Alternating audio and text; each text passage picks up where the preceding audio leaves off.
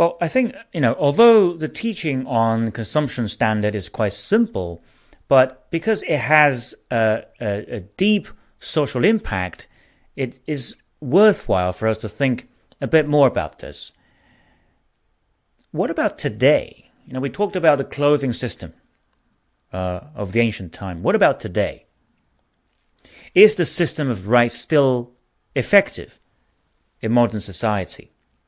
That is really important. Now let's take that example again, right? The clothing system. We can argue that the manufacturing of clothing was inadequate in ancient times. In terms of insufficient supply of quality materials, lack of good designers, could be, and concentrated access to advanced manufacturing technique. So for all those reasons, the good resources were automatically allocated to people with both wealth and high social position, whereas the lower ranking social members would have to live with a mediocre clothing. In modern society, because resources are widely available, almost everyone can have access to reasonably good quality clothing. So it's probably true that the motivational function of clothing has been greatly diminished. However, let's remember our original point here, which is that consumption should not be for the consumption's sake. It should inspire the people to do good and guard them against falling into disgrace. Therefore, single-minded parsimonious does not necessarily add any value to the society, and certain consumption is still very desirable. But the thing is, the modern society is already filled with materials, and access to high-quality products is almost only differentiated by wealth rather than virtue. Therefore, any extra consumption can only generate very limited marginal benefit on respect, if at all. In fact, when we see other people who are financially more capable to consume high quality and more expensive product than we do, we hardly think about respect, do we? It doesn't really prompt us to improve ourselves in the morality space.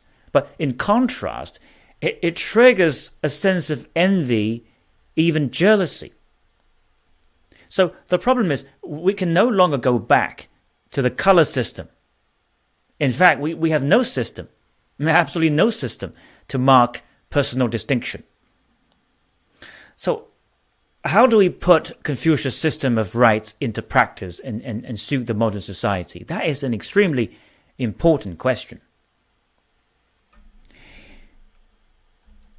Well, in China, whenever a new dynasty, Chinese history is fairly long.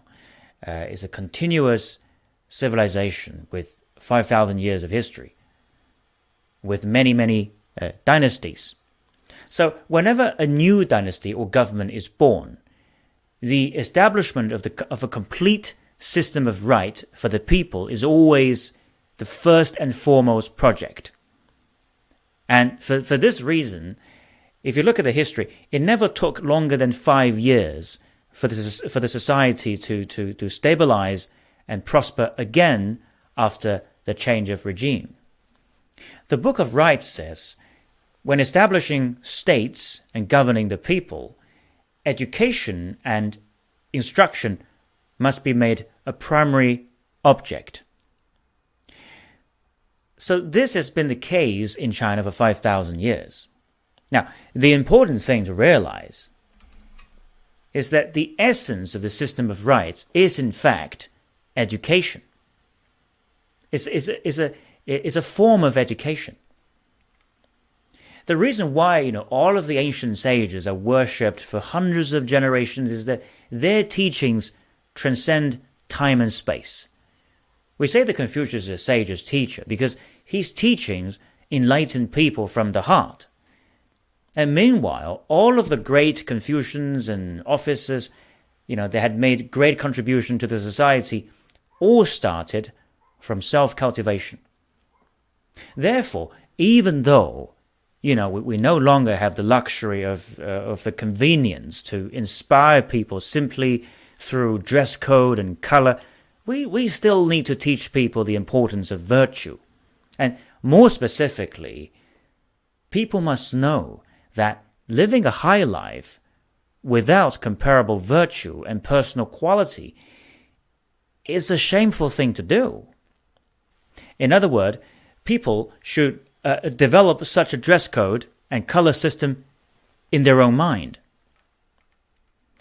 In corporate finance, there is a simple measure that fits our philosophy, namely pay for performance.